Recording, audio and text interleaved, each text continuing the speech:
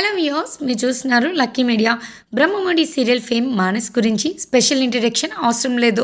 బుల్లితెరపై చాలా హిట్ సీరియల్స్లో హీరోగా నటించి ఆడియన్స్లో సూపర్ క్రేజ్ సంపాదించుకున్నాడు.